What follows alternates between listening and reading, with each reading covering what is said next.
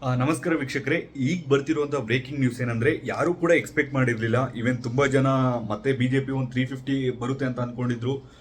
Clear ಮೆಜಾರಿಟಿಯಿಂದ win ಆಗುತ್ತೆ ಅಂತ ತುಂಬಾ ಜನ ಅನ್ಕೊಂಡಿದ್ರು. ಆದ್ರೆ ಇಲ್ಲಿ ಒಂದು ಶಾಕ್ ಏನಾಗ್ತಿದೆ ಅಂದ್ರೆ, ಇವಾಗ ಬಿಜೆಪಿ ಕ್ಲಿಯರ್ ಮೆಜಾರಿಟಿ ಬರ್ದೇ ಹೋಗ್ಲಿ, NDA ಏನಿದೆಯೋ ಅದು ಅಧಿಕಾರವನ್ನ ಅಂದ್ರೆ ಸರ್ಕಾರವನ್ನ ರಚನೆ ಮಾಡುತ್ತೆ ಅಂತ. ಆದ್ರೆ ಇಲ್ಲೊಂದು ಶಾಕಿಂಗ್ ನ್ಯೂಸ್ ಬರ್ತಿದೆ. ಅದೇನಪ್ಪಾ ಅಂದ್ರೆ, ಚಂದ್ರಬಾಬು ನಾಯ್ಡು ಅವರಿಗೆ ಪ್ರಧಾನಿ ಆಗುವಂತ ಆಫರ್ ಅನ್ನ ಇಂಡಿಯಾ ಒಕ್ಕೂಟ ಕೊಟ್ಟಿದೆ ಅಂತೆ. ಇವಾಗ ಅವ್ರಿಗೆ ಏನಂದ್ರೆ, ಇಂಡಿಯಾ ಒಕ್ಕೂಟಕ್ಕೆ ಇದೊಂದು ಚಾನ್ಸ್. ನರೇಂದ್ರ ಮೋದಿ ಅವರನ್ನ ಹೇಗಾದ್ರೂ ಮಾಡಿ ಪ್ರಧಾನಿಯಿಂದ ಇಳಿಸ್ಬೇಕು. ಅವರು ಇಂಡಿಯಾ ಒಕ್ಕೂಟ ಕಟ್ಟಿದ್ದು ಕೂಡ ಅದೇ, ನಾವು ಇಂಡಿಯಾ ಒಕ್ಕೂಟ ಗೆಲ್ಲೋದಕ್ಕಿಂತ ಮೋದಿಯನ್ನ ಹೇಗಾದ್ರೂ ಇಳಿಸ್ಬೇಕು ಅಂತ ಹೇಳ್ಬಿಟ್ಟು ಅವರು ಮೈನ್ ಏನು ಉದ್ದೇಶ ಇದೆಯೋ ಅದರಿಂದ ಅವರು ಇಂಡಿಯಾ ಒಕ್ಕೂಟವನ್ನ ಕಟ್ಕೊಂಡ್ರು. ಈಗ ಸದ್ಯಕ್ಕೆ ನರೇಂದ್ರ ಮೋದಿ ಅವರನ್ನ ಇಳಿಸೋದಕ್ಕೆ ಚಂದ್ರಬಾಬು ನಾಯ್ಡು ಅವರಿಗೆ ಪ್ರಧಾನಿ ಆಫರ್ ಅನ್ನ ಕೊಟ್ಟಿದ್ದಾರಂತೆ ಇಂಡಿಯಾ ಒಕ್ಕೂಟದವರು. ಮತ್ತೆ ನಿತೀಶ್ ಕುಮಾರ್ ನೋಡ್ಕೊಳ್ಳೋದಾದ್ರೆ ಉಪ ಪ್ರಧಾನಿ, ಮತ್ತೆ ಹಲವಾರು ಕ್ಯಾಬಿನೆಟ್ ಮಿನಿಸ್ಟರ್ಗಳು ಏನಿರ್ತಾರೋ ಸೆಂಟ್ರಲ್ ಮಿನಿಸ್ಟರ್ಗಳು, ಆ ಆಫರ್ ಗಳನ್ನ ಈಗ ಸದ್ಯಕ್ಕೆ ಎರಡು ಪಕ್ಷಗಳಿಗೆ ಕೊಟ್ಟಿದ್ದಾರೆ. ಒಂದ್ ಕಡೆ ನೋಡಿದ್ರೆ ಚಂದ್ರಬಾಬು ನಾಯ್ಡು ಈ ಕಡೆ ಆಂಧ್ರದಲ್ಲಿ CM ಆಗುವಂತ ಕೂಡ ಆಫರು, ಅದರಲ್ಲೂ ಕೂಡ ಹ್ಯೂಜ್ ಮೆಜಾರಿಟಿಯಲ್ಲಿ ಗೆದ್ದಿದ್ದಾರೆ. ಹಿಂದೆ ಯಾವತ್ತೂ ಕೂಡ ಇಷ್ಟೊಂದು ಮೆಜಾರಿಟಿಯಲ್ಲಿ ಗೆದ್ದಿರಲಿಲ್ಲ, ಅಷ್ಟರ ಮಟ್ಟಿಗೆ ಗೆದ್ದಿದ್ದಾರೆ.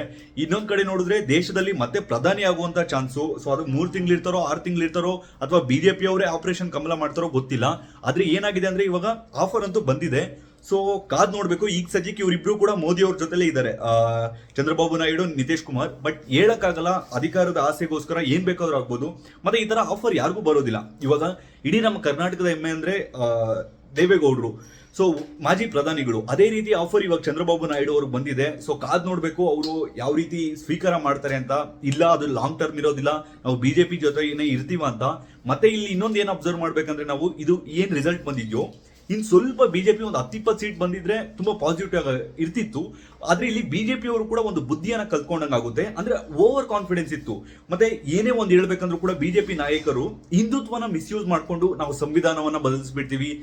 ಯಾವ ರೀತಿ ಆಗಿತ್ತು ಅಂದ್ರೆ, ಕೆಲವರಿಗೆ ಅಂದ್ರೆ ಡೌಟ್ ಆಗಿತ್ತು, ಡಿಕ್ಟೇಟರ್ಶಿಪ್ ಏನಾದ್ರು ಆಗುತ್ತಾ ಅಂತ. ಇವಾಗ ಎಕ್ಸಾಂಪಲ್ ಒಂದು 400+ ಬಂದಿತ್ತು ಅಂದ್ರೆ ಖಂಡಿತವಾಗಿಯೂ ಕೂಡ ಡಿಕ್ಟೇಟರ್ಶಿಪ್ ಅಂದ್ರೆ ಡಿಕ್ಟೇಟರ್ ಆಗ್ತಾರ ಅಂತ ಹೇಳ್ಬಿಟ್ಟು ಒಂದು ಕ್ವಶನ್ ಮಾರ್ಕ್ ಬರ್ತಿತ್ತು. ಸೊ ಇವಾಗ ಅದೇ ರೀತಿ ಆ ಕ್ವಶನ್ ಮಾರ್ಕ್ ನೆಲ್ಲ ಇಳಿಸಿದ್ದಾರೆ. ಈ ಕಡೆ ಬಿಜೆಪಿ ಅವರು ಕೂಡ ಆಪರೇಷನ್ ಮಾಡೋದಕ್ಕೆ ಟ್ರೈ ಮಾಡ್ತಿದ್ದಾರೆ. ಬಿಜೆಪಿ ಅವ್ರ ಹತ್ರ ಕೂಡ ಕ್ಲಿಯರ್ ಮೆಜಾರಿಟಿಗೆ ಇಲ್ಲ, 240 ಹತ್ರ ಇದ್ದಾರೆ. ಇನ್ನು ಅವ್ರಿಗೂ ಕೂಡ ಒಂದು 20ರಿಂದ 30-32 ಸೀಟ್ ಬೇಕು. ಸೊ ಇವಾಗ ಸದ್ಯಕ್ಕೆ ನಿತೀಶ್ ಕುಮಾರ್ ಮತ್ತೆ ಚಂದ್ರಬಾಬು ನಾಯ್ಡು ಬಿಟ್ಟು ಹೋಗಿಲ್ಲ ಅಂದ್ರೆ NDA ಒಕ್ಕೂಟನ ಖಂಡಿತವಾಗಿಯೂ ಕೂಡ ಮೋದಿ ಅವರೇ ಮತ್ತೆ ಪ್ರಧಾನಿ ಆಗ್ತಾರೆ. ಸೊ ನಿತೀಶ್ ಕುಮಾರ್ ಅವ್ರಿಗೆ ಇಲ್ಲೂ ಕೂಡ ಮುಖ್ಯಮಂತ್ರಿ ಇದನ್ನ ಕೊಡ್ಬೋದು, ಉಪ ಪ್ರಧಾನಿ ಏನದು ಪಟ್ಟವನ್ನ ಕೊಡ್ಬೋದು. ಆದ್ರೆ ಇಲ್ಲಿ ಚಂದ್ರಬಾಬು ನಾಯ್ಡು ಅವರ ರೋಲ್ ತುಂಬಾ ಇಂಪಾರ್ಟೆಂಟ್ ಆಗುತ್ತೆ. ಯಾಕಂದ್ರೆ Chandrababu Naidu in case India ಹತ್ರ ಹೋಗಿ ಬಂದ್ರು ಕೂಡ, ಇಂಡಿಯಾ ಒಕ್ಕೂಟದಲ್ಲಿ ಹೋಗಿ 3 ತಿಂಗಳು ಪ್ರಧಾನಿ ಆಗಿದ್ರು ಕೂಡ, ಮತ್ತೆ ಬಿಜೆಪಿ ಅವರು ಸರ್ಕಾರ ಬೀಳ್ಸಿದ್ರು ಅಂತ ಅನ್ಕೊಳ್ಳಿ, ಆದ್ರೆ ಮತ್ತೆ ಬಂದ್ರು ಕೂಡ ಇಲ್ಲಿ ಆಂಧ್ರದಲ್ಲಿ ಆರಾಮಾಗಿ CM ಆಗಿರ್ಬೋದು. ಅಷ್ಟು ಮೆಜಾರಿಟಿ ಅವ್ರ ಹತ್ರ ಇದೆ. ಸೊ ಏನೇ ಆಗ್ಲಿ, ಬಿಜೆಪಿ ಅವರು ಇದರಿಂದ ಬುದ್ಧಿ ಕಲಿಬೇಕು. ಏನ್ ಬರೀ ಹಿಂದುತ್ವ ಅಂತ ಇಟ್ಕೊಳೋದಂತೆ, ಹಂಗಂತ ಅಭಿವೃದ್ಧಿ ಆಗಿಲ್ಲ ಅಂತಲ್ಲ, ಅಭಿವೃದ್ಧಿ ಕೂಡ ಆಗಿದೆ.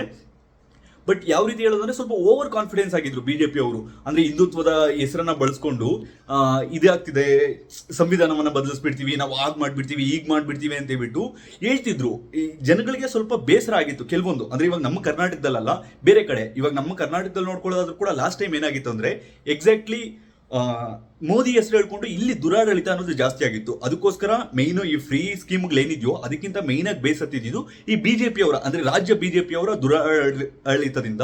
ಸೊ ಏನೇ ಆಗ್ಲಿ, ಚಂದ್ರಬಾಬು ನಾಯ್ಡು ಪ್ರಧಾನಿ ಆಗುವಂತ ಚಾನ್ಸ್ ಅವ್ರಿಗಿದೆ. ಸೊ ಕಾದ್ ನೋಡ್ಬೇಕು ಇವತ್ತು ನೈಟ್ ಏನೇನಾಗುತ್ತೆ, ನಾಳೆ ನೈಟ್ ಏನೇನಾಗುತ್ತೆ ಅಂತ. NDA ಮೀಟಿಂಗ್ಗೆ ಚಂದ್ರಬಾಬು ನಾಯ್ಡು ಮತ್ತೆ ನಿತೀಶ್ ಕುಮಾರ್ ಅವರು ಅಟೆಂಡ್ ಆಗ್ತಾರಾ ಅಥವಾ ಇಂಡಿಯಾ ಒಕ್ಕೂಟದ ಜೊತೆ ಹೋಗ್ತಾರಾ ಅಂತ ಗೊತ್ತಿಲ್ಲ. ದೀದಿ ಬೇರೆ, ನಾವು ಈಗ ಇದ್ರ ಜೊತೆ ಇಂಡಿಯಾ ಒಕ್ಕೂಟದಲ್ಲಿ ಇದೀವಿ, ಒಕ್ಕೂಟದ ಜೊತೆ ಇರ್ತೀವಿ ಅಂತ ಹೇಳ್ಬಿಟ್ಟು ಹೇಳಿಕೆಗಳನ್ನ ಕೊಟ್ಟಿದ್ದಾರೆ. ಒಂದು ವೇಳೆ ಇಂಡಿಯಾ ಒಕ್ಕೂಟ ಏನಾದ್ರು ಅಧಿಕಾರಕ್ಕೆ ಬಂದ್ರೆ ತುಂಬಾ ಛಿದ್ರ ಆಗುತ್ತೆ. 3 ತಿಂಗಳಿಗೆ ಬಿದ್ದೋಗ್ಬೋದು ಅಥವಾ 6 ತಿಂಗಳಿಗೆ ಬಿದ್ದೋಗ್ಬೋದು. ದೇಶದ ವಿಚಾರವಾಗಿ, ದೇಶದ ಗ್ರೋತ್ ವಿಚಾರವಾಗಿ ಇದು ತುಂಬಾ ಅಂದ್ರೆ ತುಂಬಾ ಕಷ್ಟ. ಈವನ್ ಬಿಜೆಪಿ ಜೊತೆ ಈ ನಿತೀಶ್ ಕುಮಾರ್ ಮತ್ತೆ ಚಂದ್ರಬಾಬು ನಾಯ್ಡು ಇದ್ರು ಕೂಡ ಇದು ತುಂಬಾ ಕಷ್ಟ. ಏನಕ್ಕಂದ್ರೆ ಏನೇ ಒಂದು ಡಿಸಿಷನ್ ತಗೋಬೇಕಂದ್ರೂ ಕೂಡ, ಇವಾಗ ನೋಡಿ CAA ಇಂಪ್ಲಿಮೆಂಟ್ ಆಗಿರ್ಬೋದು, ಅಥವಾ POK ವಶಪಡಿಸ್ಕೊಳ್ಳೋದಾಗಿರ್ಬೋದು, ಅಥವಾ ಏನೇ ಮೆಜಾರಿಟಿ ಇಂಪ್ಲಿಮೆಂಟ್, ಈ ನಿತೀಶ್ ಕುಮಾರ್ ಅವರನ್ನ ಕೇಳಬೇಕು, ಚಂದ್ರಬಾಬು ನಾಯ್ಡು ಅವರನ್ನ ಕೇಳಬೇಕು. ಅವ್ರೇನಾದ್ರು ಅಪ್ಪಿತಪ್ಪಿ ಒಪ್ಪಿಲ್ಲ ಅಂದ್ರೂ ಕೂಡ, ಅವ್ರಿಗೆ ಬಿಜೆಪಿ ಏನಾದ್ರು ನಿರ್ಧಾರವನ್ನ ತೆಗೆದುಕೊಳ್ಳೋಕೆ ಹೋದ್ರೆ ಖಂಡಿತವಾಗಿಯೂ ಕೂಡ ಸರ್ಕಾರ ಬೀಳಿಸ್ಬಿಡುವಂತ ಚಾನ್ಸ್ ಇರುತ್ತೆ. ಮತ್ತೆ ಇನ್ನೊಂದ್ ಕಡೆ ನೋಡೋದಾದ್ರೆ, ಈ ಬಿಜೆಪಿ ಅವ್ರದ್ದು ಇನ್ನೊಂದೇನಂದ್ರೆ, ಅವ್ರ ಜೊತೆ ಯಾರು ಬಂದಿರ್ತಾರೋ ಮಿತ್ರ ಪಕ್ಷಗಳು ಅವುಗಳನ್ನ ಸರಿಯಾಗಿ ನೋಡ್ಕೋಬೇಕಾಗಿತ್ತು. ಆದ್ರೆ ಹಿಂದೆ ಅಟಲ್ ಬಿಹಾರಿ ವಾಜಪೇಯಿ ಇದ್ರಲ್ವಾ, ಆ ಟೈಮಲ್ಲಿ ನೋಡ್ಕೊಂಡಂಗೆ ಇವಾಗ ನೋಡ್ಕೊಳ್ತಿಲ್ಲ.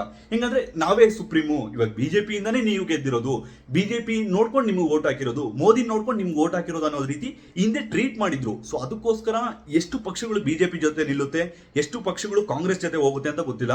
ಈ ಕಡೆ ಕಾಂಗ್ರೆಸ್ ಅಧಿಕಾರಕ್ಕೆ ಬಂದ್ರೆ ಖಂಡಿತವಾಗಿಯೂ ಕೂಡ 3 ತಿಂಗಳು ಅಥವಾ 6 ತಿಂಗಳಲ್ಲಿ ಬೀಳಿಸುವಂತ ಚಾನ್ಸ್ ಜಾಸ್ತಿ ಇದೆ. ಈ ಕಡೆ ಬಿಜೆಪಿ ಅಧಿಕಾರಕ್ಕೆ ಬಂದ್ರೂ ಕೂಡ ತುಂಬಾ ಕಷ್ಟ ಇದೆ. ಇದು ದೇಶದ ಒಟ್ಟಾರೆಯಾಗಿ ಗ್ರೋತ್ ವಿಚಾರವಾಗಿ ನೋಡ್ಕೊಂಡ್ರೆ ಒಂಥರ ಹೇಳ್ಬೇಕಂದ್ರೆ ತುಂಬಾ ಸಂಕಷ್ಟದಲ್ಲಿ ಈಗ ಸದ್ಯಕ್ಕೆ ದೇಶ ಇದೆ. ಶೇರ್ ಮಾರ್ಕೆಟ್ ಯಾವ ರೀತಿ ಕುಸಿತಿದೆ ಅಂತ ಬಹುತೇಕ ಎಲ್ಲರಿಗೂ ಕೂಡ ಗೊತ್ತೇ ಇರುತ್ತೆ. ಯಾರು ಕೂಡ ಪ್ರಿಡಿಕ್ಟ್ ಮಾಡಿರ್ಲಿಲ್ಲ ಈ ರೀತಿ ಒಂದು ರಿಸಲ್ಟ್ ಆಗುತ್ತೆ ಅಂತ.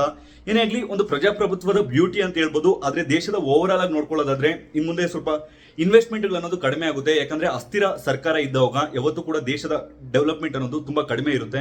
ಏನೇ ಆಗಲಿ, ನಿಮ್ ಪ್ರಕಾರ ಚಂದ್ರಬಾಬು ನಾಯ್ಡು ಇಂಡಿಯಾಗೆ ಹೋಗಿ ಪ್ರಧಾನಿ ಆಗ್ತಾರಾ, ಅಥವಾ ಚಂದ್ರಬಾಬು ನಾಯ್ಡು ಇಂಡಿಯಾ ಒಕ್ಕೂಟಕ್ಕೆ ಹೋಗಿ ಅಥವಾ ಮೋದಿ ಅವರ ಜೊತೆಲೇ ಇದ್ಕೊಂಡು ಮೋದಿಗೆ ಸಪೋರ್ಟ್ ಕೊಡ್ತಾರಾ? ನಿಮ್ಗೇನ್ ಅನ್ಸುತ್ತೆ? ಮತ್ತೆ ನಿತೀಶ್ ಕುಮಾರ್ ಅವರು ಅವ್ರನ್ನ ಜಂಪಿಂಗ್ ಸ್ಟಾರ್ ಅಂತ ಕೂಡ ಕರೀತಾರೆ. ಸೊ ಅವರು ಇದಕ್ಕೆ ಹೋಗ್ತಾರಾ ಇಲ್ವಾ? ನಿಮ್ಗೇನ್ ಅನ್ಸುತ್ತೆ? ತಪ್ಪದೆ ನಮ್ಮ ಕಮೆಂಟ್ ಬಾಕ್ಸ್ ನಲ್ಲಿ ಕಮೆಂಟ್ ಮಾಡಿ. ಮತ್ತೆ ಈ ವಿಡಿಯೋ ಇಷ್ಟ ಆದರೆ ದಯವಿಟ್ಟು ಈ ವಿಡಿಯೋಗೊಂದು ಲೈಕ್ ಕೊಟ್ಟು ಈ ವಿಡಿಯೋನ ಈಗಲೆಲ್ಲ ಕಡೆ ಶೇರ್ ಮಾಡಿ.